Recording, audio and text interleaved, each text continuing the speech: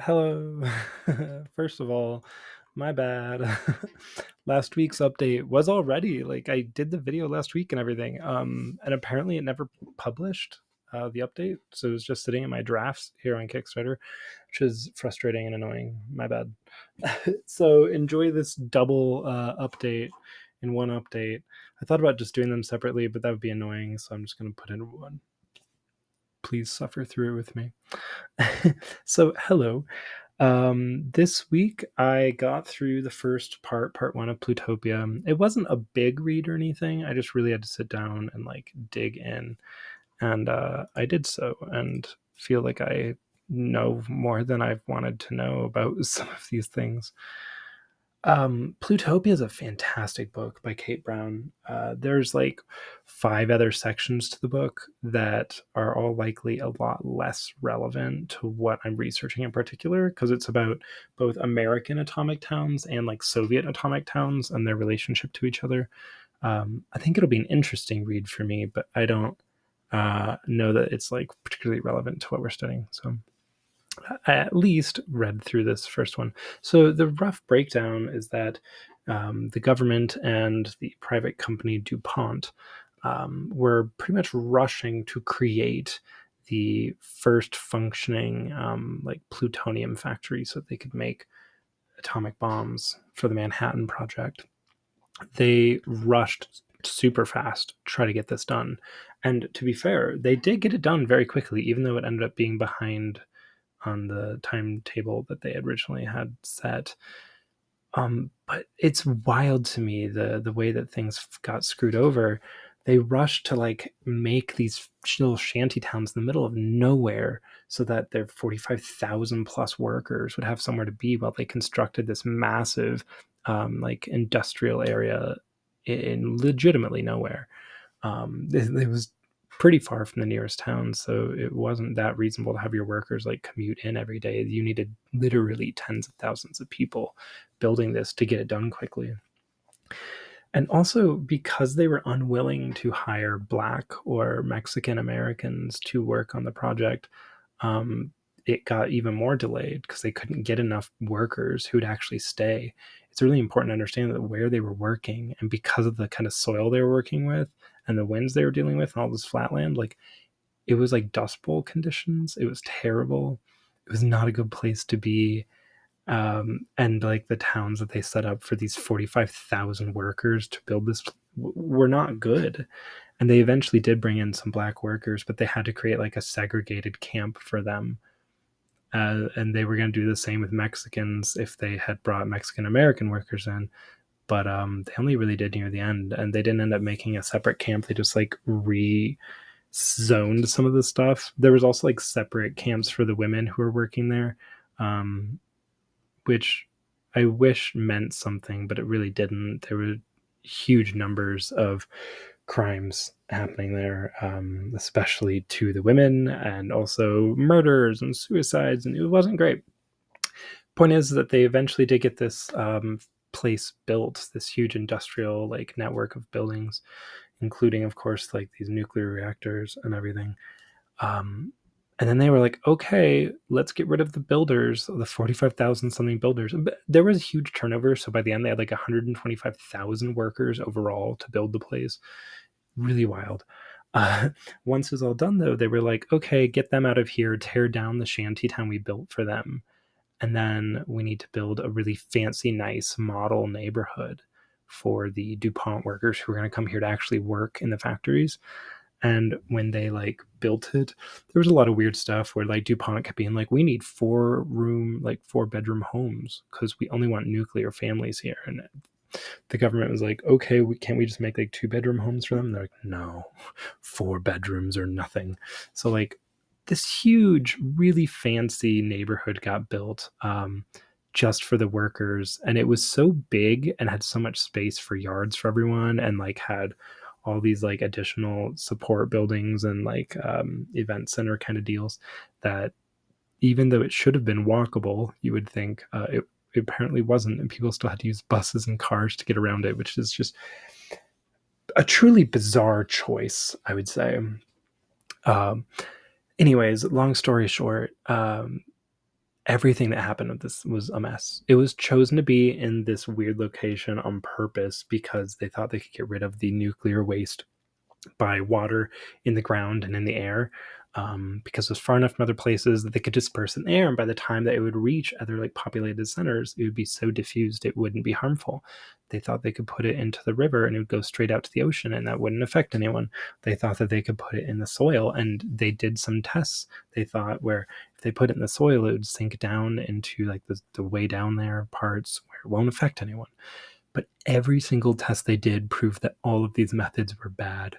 They took like a section of the soil and tried to pour it in there and see what would happen, and 80 to 90% of the nuclear waste stayed in the topsoil, which is the worst place it could be because that's directly in contact with people, plants, animals, and the wind, which will carry that topsoil away.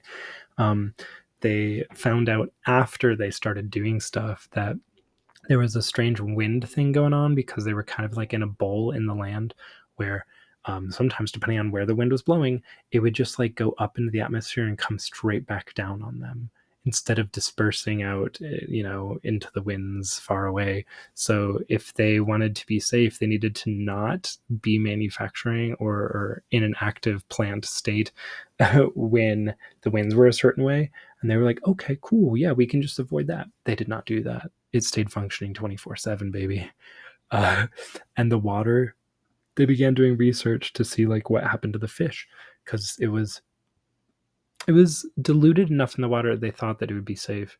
But they found that, for most of these radioactive isotopes, actually, that bodies, plants, or people drink it up.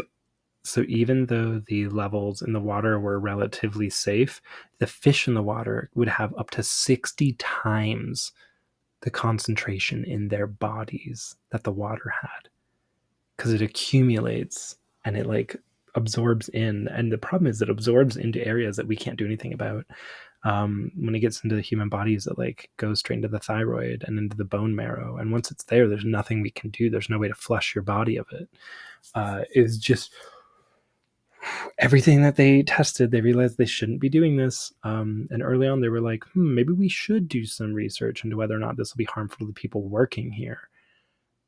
And DuPont ordered that to be done. And then the government secretly made the scientists who were supposed to be researching that instead research ways they could weaponize the nuclear waste from the factories against enemies. And they found out the nuclear waste is incredibly effective at killing, but they never actually did research on like what normal levels of exposure might do to the workers. They just knew that actually this waste is horribly bad. And every single time that they realized we can't dispose of it this way, they're like, oh, we already started doing that, so we're just going to keep doing that. Because this was a secret installation and it was like a state secret, if you had any gripes about it, let's say you were the wife of a scientist who was working here who is now dead because of his exposure to radiation, you would not be able to go to court. You would have to go to a tribunal that was held by the government and DuPont, the corporation. You can guess how many people won cases that way. It was impossible to win a case against the people who were doing it and who knew that they were doing it and who were cool with that. Additionally, because they wanted this to be an all-white society and almost entirely Christian as well, there were only 10 Jewish people in the town at all. They began to put the women to work too in situations that they typically only wanted men, or that they specifically said they only wanted postmenopausal women because of the potential for degradation to your like genetic material. And they were like, if we put women in here who can still have children, then they have children, they could be really fucked up. And then they were like, oh wait, we don't want black people in here, so we're gonna have to anyways. They did not give proper training. They gave enough training so the women knew what to do in the lab, as in knowing what tasks to do and how to do them. But they did not give them any training on what the actual materials were or what the danger was. And yeah, to put it mildly, it was disgusting and horrific. These women were not using gloves. They were told not to use gloves. I want to be clear.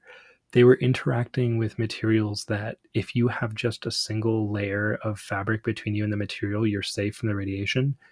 And they were told not to use gloves. and there were spills directly on skin.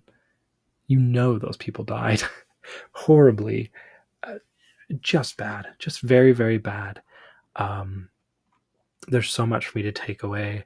I've learned so much more about what the future is now, as a suit, and I talk about it more at the end here. But there's some really, really good stuff in here. It's a really, really good book. I highly recommend it if you're interested in these kinds of things. But oh boy, Leave It to Beaver. I am watching Leave It to Beaver now. I found a place online where you can just watch it for free because I couldn't find it anywhere else, and everywhere else I had to like rent or buy it, and I was like, I don't want to do that.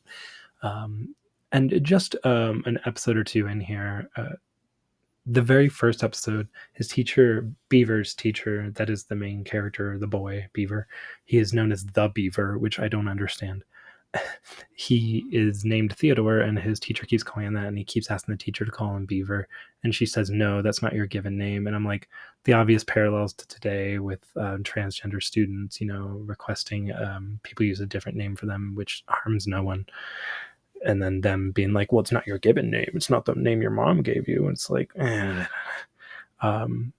I feel like Leave It to Beaver is mostly just going to give me a very like family friendly approach to the 50s, but I still think that it does some really good setting work for me to help plant me there. So still going to keep watching it, at least until I get bored of it. I also watched a NPR segment. It was on YouTube, but obviously it was like an NPR segment, so there was nothing to watch. I was just listening, about the Lavender Scare, which, if you're not familiar with it, it is the Red Scare, but for the queers. It was at the same time, and it was for the same reasons. People found that like queers seemed to align with the outsiders, like communists, and also there was this constant refrain of a fear that queer people would flip on our government and sell government secrets out of a fear of being outed as queer. So instead, the government hunted down queer people to out them and then kick them out. It seems like there's an easier fix, and it might have been stop being homophobic so that they're not afraid of being. It's fine. It's fine. Um, whew, I think that this little NPR segment was it wasn't eye opening for me because I already knew about some of this stuff, but I do feel like it helped me understand it a little more. There is a book that I have to read here by David K. Johnson called The Lavender Scare that I imagine will give me a lot better of an understanding of what happened here. But if you want to know more, you can go find the NPR segment on the Lavender Scare, and it was an interesting listen. Not a ton happened in it that I feel like I need to share, so I'm gonna move on. But it is very interesting to me how before the before post World War II, when there was a lot of same sex people in same spaces, how much more permissible it seemed to be gay. And then in an attempt to return to normality and restart nuclear families, how threatening it was to have all these gay people start to be openly gay. It's interesting, and I'm curious to dig into that more. I also watched a fabulous 50s documentary. It was more like a slideshow of video segments from TV shows and talk shows and advertisements and news broadcasts from the 50s. But it walked me through the 50s roughly start to finish. And it was an hour and a half, so it felt relatively good to help remind me of kind of what's happening there. But it was also very surface level informative, and it also helped me really see how many comments below it were people who are wishing for the better time of the 50s. And I'm like, that's why I'm making this deck, because it wasn't good actually for the vast majority of people. Even for white people, it wasn't actually that good. But oh boy. Yeah, I just want to dive more into these things. As far as takeaways from this that are really sitting with me here, in particular, it's the bombs and the future suits. The bomb suit, I was thinking very surface level about home domesticity in the atomic age, and like having bombs be present in the background of your life, but not really relevant to you as a person. Like I look at the Queen of Bombs, and the bombs are very metaphorical; they're not literal. And now, after reading what I've read from Plutopia, it really sits with me that the bomb suit is a lot more about the human cost of the bombs. And I don't actually mean the people who die from the bombs going off. That is a whole nother topic, right? Like Nagasaki and Hiroshima are a separate topic in themselves. And I'm sure that I will have to do some kind of nod in this deck. It would be, I think, irresponsible of me not to. The human cost for the American people was also weird and huge. Um, I really want there to be women with no gloves carrying plutonium in little, beakers and just like falling apart, emaciated, skin sloughing off. It's a human cost that we paid in the thousands and thousands of lives, and that we're going to continue to pay as the nuclear waste that we have stored around the nation continues to poison the land and the water, and all the people. We did some fucked shit. And the human cost of the suit of bombs, I think, is going to become a really core piece of it. And then the future, I'm all the more obsessed with the really fucked up nature of the lie of the future of hope that was shared to us by the government and by all these corporations. There was such a huge focus on, for like in Plutopia, for the people of Hanford, even if they made some sacrifices, health sacrifices, or died, it was in service of creating a bomb that would protect us. It was the lie, right? And if we had this super bomb, no one could ever hurt us again, which of course was like the worst thing that ever could have happened because now nuclear bombs are all around the world. But man, the future as both the packaged lie of a hopeful future and the future as the propaganda and classified government information, kind of behind everything. The future as a suit that is the gorgeous future with an asterisk, and then like there is so much fine print underneath. I think that that's super duper something I want to approach. So I'm going to really focus on some of the propaganda elements, especially for the future, more than any of the others. I think that, like the suit of baseball, for example, where it's very boys will be boys, um, has propaganda about the growing up of our youth and how we form them into who we want them to be. But that is still kind of subversive or instructive. Whereas I feel like the propaganda of the future is very much like an advertisement about this new future kitchen you'll have someday. And it's about posters that are pushing you to call out your neighbors for being gay. It's more subversive, I think. Anyways, I'm already kind of buzzing in my brain with a bunch of ideas now, and I think it won't be too long before I want to start fiddling with some cards. But for right now, we return to the homework that I was supposed to give you last week, but apparently is now this week. Symbols. I'm curious about symbology that really stands out to you from the 1950s. In particular, shapes, names, people, symbols, colors, materials, cloth, what things really stick out to you.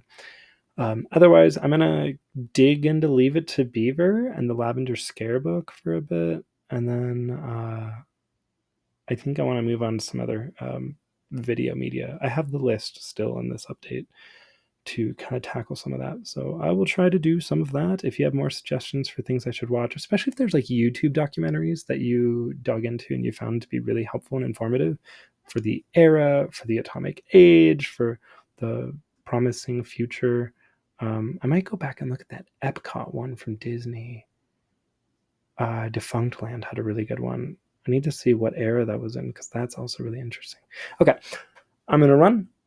You all be good. I will see you next week. Thank you, Tom, Mr. Kitty, for joining us. Here, cat tax for everything. Tom, you gotta look at the camera. Yeah, that's a handsome boy. All right, Tom Bombadil and I signing off. If I can get to the stop button around his butt. Mwah.